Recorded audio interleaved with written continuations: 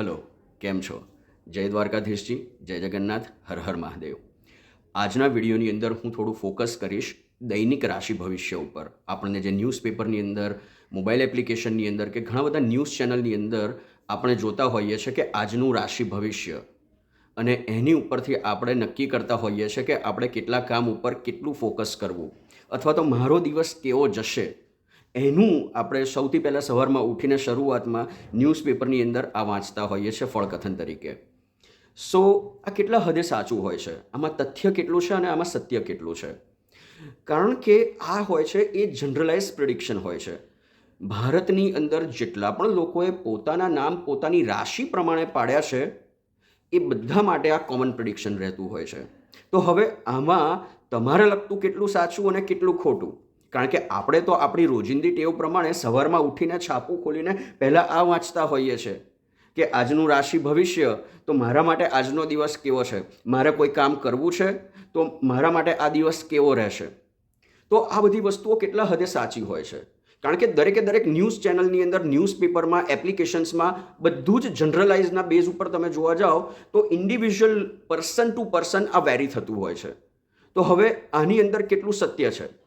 તો જ્યારે પણ તમે આ રીતનું ફળકથન કરતા હોવ છો અથવા તો કોઈની પાસે સજેશન માગતા હોવ છો, ત્યારે એ ધ્યાન રાખવાનું કે જન્મ લગ્નથી તમારા ચંદ્રની પોઝિશન ગોચર પ્રમાણે શું છે, અથવા તો ચંદ્ર લગ્નથી ચંદ્રની પોઝિશન શું છે.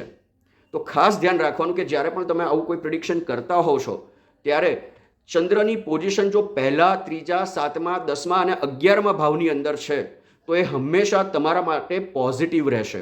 તમને એનું સારામાં સારું પરિણામ મળશે એ દિવસે. હા, પણ એ વસ્તુ ધ્યાન રાખવી કે તમારા લગ્ન કુંડળીની અંદર, જન્મ કુંડળીની અંદર અને ગોચર પ્રમાણે જે ચંદ્રનું ભ્રમણ છે એ શું કોઈ પાપ ગ્રહ કે ઉગ્ર ગ્રહની સાથે છે? તો અવશ્ય તમારું જે મળવાનું ફળ છે એ કપાશે અથવા તો મિશ્ર ફળ આપશે. કદાચ નેગેટિવ પરિણામ પણ તમને મળી શકે છે. બીજી વસ્તુ ખાસ ધ્યાન એ રાખવાની છે કે આ કળિયુગ ચાલી રહ્યો છે અને કળિયુગની અંદર હંમેશા ઉગ્ર ગ્રહો એનું રિએક્શન ખૂબ જ જલ્દી આપતા હોય છે, પાપ ગ્રહો એનું રિએક્શન ખૂબ જ જલ્દી આપતા હોય છે. પણ સૌથી અગત્યની વસ્તુ એ છે કે તમે જ્યારે આવું પ્રિડિક્શન કરતા હો છો ને ત્યારે એ જોવાનું કે ત્રીજે, છઠ્ઠે, 10મે અને 11મા સ્થાનની અંદર જો ઉગ્ર ગ્રહો કે પાપ ગ્રહો પડ્યા છે ને તો એનું 100% સારામાં સારું પરિણામ મળે છે કળિયુગની અંદર. તો પ્રિડિક્શન કરતી વખતે અથવા તો કોઈની પાસે સજેશન લેવા જાઓ છો ત્યારે આ વસ્તુની ખાસ નોંધ લેવી જોઈએ. આ સિવાય સૌથી બીજી અગત્યની વસ્તુ એ છે કે જન્મ લગ્નથી કે ચંદ્ર લગ્નથી પહેલે, ચોથે, 8મે અને 12મે, એટલે કે આ સ્થાનની અંદર જો ઉગ્ર ગ્રહો કે પાપ ગ્રહો પડ્યા છે તો સાવધાની રાખવાની જરૂર છે. આ કોઈ ડરાવા કે બીવડાવવાની વાત નથી, પણ એ વસ્તુ ફેક્ટ છે કે આની નેગેટિવ ઇમ્પેક્ટ 100% મળતી હોય છે.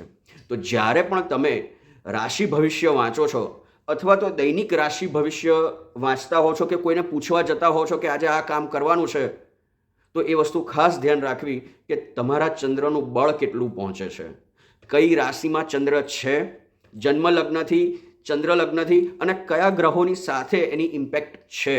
એટલે કે ગોચરમાં ધારો કે ચંદ્ર મિથુન રાશિમાં છે અને જન્મ કુંડળીની અંદર મિથુન રાશિની અંદર કોઈ પાપ ગ્રહ છે તો સાવધાની રાખવી જરૂરી છે. આ એક બેઝિક એક્ઝામ્પલ છે. જેમ કે મારે મેષ લગ્નની કુંડળી છે અને મિથુન રાશિ છે, એટલે કે ત્રીજા સ્થાનની અંદર ચંદ્ર છે, અને જો અત્યારે એ જ મિથુન રાશિમાં, એટલે કે ચંદ્ર આમ જોવા જઈએ તો દર 2.5 દિવસે રાશિ પરિભ્રમણ કરતો હોય છે, તો આ બધી જ વસ્તુઓ મારા ડેઇલી પ્રિડિક્શન ઉપર ઇમ્પેક્ટ કરે છે.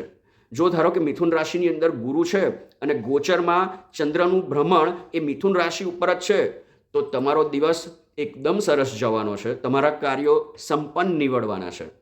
તો હંમેશા જ્યારે પણ તમે આ રીતના પ્રિડિક્શનની વાત કરતા હોવ છો ત્યારે ખાસ એ ધ્યાન રાખવું જરૂરી છે કે તમારું ગોચર શું છે, તમારી જન્મ કુંડળીના ગ્રહો શું છે અને પછી ચંદ્રનું ભ્રમણ શું છે, એ ખાસ ધ્યાન રાખવું જરૂરી છે.